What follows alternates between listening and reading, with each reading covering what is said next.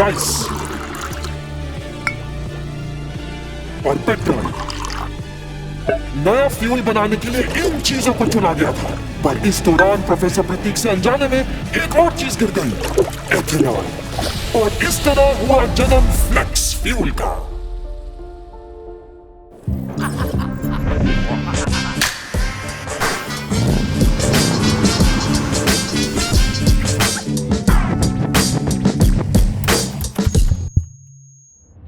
ये कहानी शुरू होती है 1973 में। There was an Arab Israel war and USA supported Israel. अब ये सुन के Arab countries were really upset and उन्होंने ऑयल के दाम बढ़ा दिए। अब इससे क्या हुआ, जो भी कंट्रीज ऑयल इंपोर्ट कर रहे थे उनका इंपोर्ट बिल हो गया ह्यूमंगस एंड कंट्रीज चली गई इन डेफिसिट। अब around 1975 Brazil was feeling the heat. 2 साल हो चुके थे इस बात को and prices of oil had increased the cost for the country. तो ब्राजील ने बोला, instead of just relying on oil, एक नया टाइप ऑफ फ्यूल को ब्लेंड करते हैं, एथेनॉल। एथेनॉल स्टार्च बेस्ड है, यानी कि sugar cane, potatoes, broken rice etcetera can be used to create a fuel. तो इनका आइडिया था, instead of just using oil, हमारे पास बहुत शुगर केन की ग्रोथ है, वो यूज करके एज अ रॉ मटेरियल हम अपना खुद का आत्मनिर्भर ब्राजील बनाएंगे without looking at the middle east countries. And कुछ 8-9 साल बाद 95% of all the vehicles in Brazil were running on ethanol based fuel. अब ये काफी कमाल की बात है कि कुछ ही सालों में, 8-9 साल कुछ नहीं होता कंट्री के लिए, सब लोग were using ethanol. But problem भी यही था, शुगर केन के prices shot up, basic demand and supply, and the cost of this went really high. In fact at that same time oil prices भी गिर गए। तो अब ब्राजील बैठ के सोचा, हमने एथेनॉल का इनोवेशन तो कर लिया लेकिन ऑयल से एक्सपेंसिव हो गए। शिट! इसका सोल्यूशन निकला फ्लेक्स फ्यूल, यानी कि the blend of ethanol and petrol. अब ये अलग अलग मात्रा में यूज करते हैं। इंडिया में फॉर एग्जांपल E10 यूज होता है, as an ethanol 10% of the entire thing में ब्लेंड होता है, बट ये अप टू 80-85% भी जा सकता है। फ्लेक्स फ्यूल सिर्फ ब्राजील में नहीं, यूरोप में और यूएसए में भी है, एंड इसके काफी फायदे हैं। पहली चीज है कि क्रूड ऑयल इंपोर्ट्स के ऊपर एक्चुअली आप उतने निर्भर नहीं हो, आपके पास कोई तो ऑल्टरनेटिव है। सेकंड, आपके CO2 इमिशंस एक्चुअली कम होते हैं। I think Brazil avoided some billions of tons of CO2 because they moved to ethanol. And finally ये खाने से बनता है, तो जहाँ पे जितना वेस्टेज होता है खाने का, वो हम यूज कर सकते हैं टू एक्चुअली मेक फ्यूल। लेकिन इंडिया को एथेनॉल की क्यों जरूरत है? हम तो सब फ्यूल नॉर्मली यूज कर रहे हैं, इंपोर्ट बढ़िया चल रहा है। प्रॉब्लम क्या है? The problem is the cost. तो थैंक यू आवेद। नीति आयोग के हिसाब से 98% of all the fuel used on the road is fossil fuel, यानी कि फॉसिल फ्यूल बहुत इंपॉर्टेंट है। लेकिन फॉसिल फ्यूल का 85%, यानी कि कुछ ऐसा, is imported. We pay extra for it, it comes from a different country, and of course import bill तो बढ़ ही जाता है। We don't want this to happen because फिर इंडिया डेफिसिट में जा सकता है। So what we want is that our dependency on fossil fuel reduces and हम थोड़े आत्मनिर्भर बन जाएं। तो ये हाइड्रोजन हो सकता है और बायोफ्यूल भी हो सकता है। This is why this is important for India as a country and this is not just about some cool new fuel. Ethanol blending already India में शुरू हो चुका है, जिसका मतलब कि कुछ portion of your petrol already uses और already has blended ethanol in it. India ethanol blend करना शुरू किया 2001 में। ये एक पायलट प्रोजेक्ट था। इनको देखना था कि एक्चुअली वर्क करता है कि नहीं, between manufacturers, the logistics, actually distribution and usage amongst the Indian people. ये काफी सक्सेसफुल था और 2003 में ये प्रोग्राम लॉन्च हो गया। लेकिन अनफॉर्चुनेटली सिर्फ 1% ब्लेंड होता था। 1% से क्या होता है? कुछ नहीं होता है। तो 2014 तक हम ये मान सकते हैं कि कुछ मेजर डेवलपमेंट इसमें था नहीं। लेकिन 2014 and the next 8 years from then, क्या आप सोच सकते हो क्या हुआ? The ethanol blend was almost 8 to 11%, and 11% के average actually saved us some 41,500 crores. अब इंटरेस्टिंग चीज क्या है कि इंडिया ने सोचा है कि ये 11% का ब्लेंड अब होना चाहिए 20% बाय 2025। ये पहले 2028 का टारगेट था, ये प्रीपोन कर दिया गया 3 साल। और इससे हमको 35,000 करोड़ की बचत होगी फ्रॉम ऑयल इंपोर्ट्स। ऊपर से हम ऑयल जो इंपोर्ट कर रहे हैं वो भी इंडियन रुपीस में। इंडिया की तो बात ही अलग हो गई है। अब हर चीज इतना रोजी और ब्यूटीफुल और मस्त नहीं है। दे आर सम चैलेंजेस, जैसे कि ethanol itself is corrosive in nature, यानी कि जो ऑटो पार्ट्स हैं जल्दी खराब हो जाएंगे, तो इसको प्रिवेंट करने के लिए the auto parts need to be upgraded and that cost some money. सारे जो इंडियन कार्स हैं वो E10 या मैक्सिमम E20 तक कैपेबिलिटी रखते हैं। इसके beyond you need to buy a new car. ये CNG किट नहीं है कि गया 15,000 20,000 पे करके अपग्रेड कर लिया। आपको वो गाड़ी बेचनी पड़ेगी, या आपकी ओल्ड गाड़ी हो चुकी है, आपको नई गाड़ी खरीदनी है which is E70 E80 capable, तब जाके आप एक्चुअली यूज कर पाओगे इसको। Will people actually buy ethanol variant cars?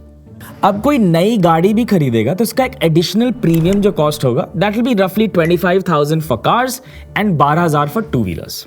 अभी जो हमारे 2025 का टारगेट है to save all that money from that import bill, we have to hit 1,000 crore litres in ethanol. लेकिन अभी की प्रोडक्शन कुछ 690 करोड़ लीटर्स है, बहुत दूर नहीं है, कुछ 300 करोड़ लीटर ज्यादा करना है। हो सकता है 1.5 साल 2 साल है हमारे पास, लेकिन the bigger problem is we need 60 lakh tons of sugar and 165 lakh tons of grains. Now I will be honest, मेरे को नहीं मालूम कि ये कितना है, मुझे ये पता है बहुत ज़्यादा है और बहुत बड़ा नंबर है। And UP belt, Maharashtra belt, जहाँ पे एक्चुअली ग्रेन्स उगते हैं, वहाँ पे तो वाटर का प्रॉब्लम है। तो ये एक अदर प्रॉब्लम क्रिएट करता है कि हमारे पास इतना पानी है कि हम इतना रॉ मटेरियल प्रोड्यूस कर पाएं to even reach this. I think India is ready for 1,000 crore litres, but पानी है क्या? लेकिन इंडिया और बाकी के नेशंस के पास एक सोल्यूशन है जिससे ये सारे प्रॉब्लम्स का वो सोल्यूशन एक्चुअली निकाल सकते हैं। India, USA and Brazil.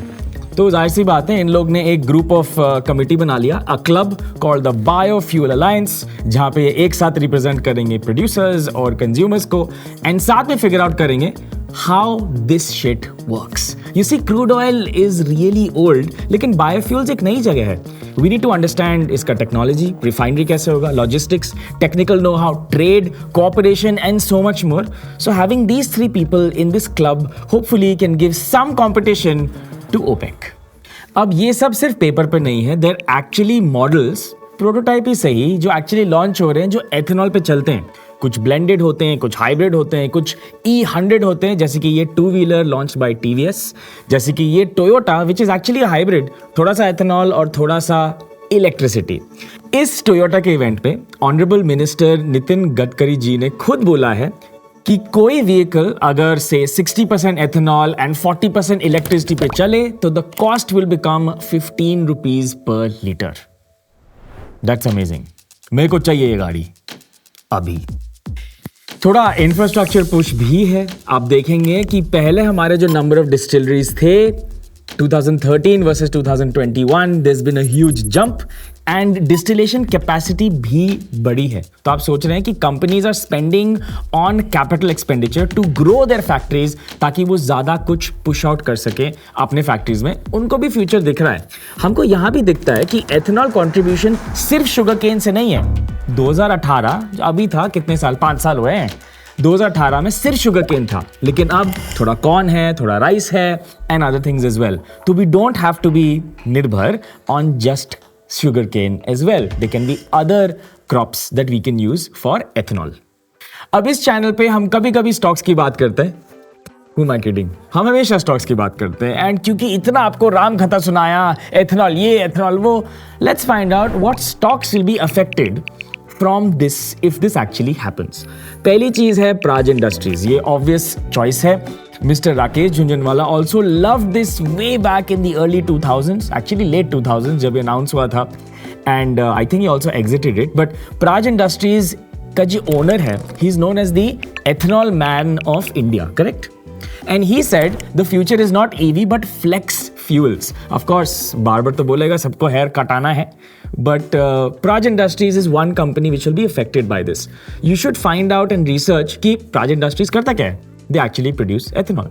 So find out about that company. The second company you can do research on is just oil marketing companies, because now they have one more thing to blend and one more thing to sell you. And sell you. and make more money. So oil marketing companies के लिए भी ये interesting news है. Third we have rice companies. As you know rice companies input है rice से ही, broken rice से in fact बनता है एथेनॉल. तो कुछ राइस कंपनीज भी बेनिफिट करेंगे. अब शुगर सेक्टर की तो बात करनी पड़ेगी because sugar is the basic ingredient in all of this and India is also the second largest producer of sugar in the world.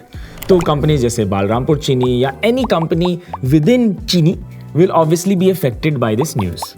अब क्वेश्चन ये रहेगा कि कौन सी कंपनी एक्चुअली सप्लाई कर पाएगी इनको ताकि वो इनपुट यूज करें एज ए रॉ मटेरियल. अब all of the chini will not be used. तो आपका जॉब है to find out what company, चीनी company which refines sugar will actually be able to get these orders and profit from this new mega trend. None of these companies we talk about are stock recommendations. ये simply research है and actually आपको बताना है मुझे कि कौन सी company आपको interesting लगती है क्योंकि मैं तो सिर्फ रिसर्च कर सकता हूँ, काम तो आप ही को करना पड़ेगा. अगर आपको ये वीडियो अच्छा लगा तो please hit that like and hit that subscribe. यहाँ पे पूरा क्रू है which makes this possible. The research, the writing, the production and even this beautiful set. Say hi guys. बहुत थक गए हम लोग, अभी हमको जाना है. Thanks for watching the video. Bye. Hindi है सर. Oh right. अरे मजा आएगा. Cool. What we want कि थोड़ा हम लोग आत्मनिर्भर बने. We want हम guys. We want हम थोड़े think about how relaxed India's import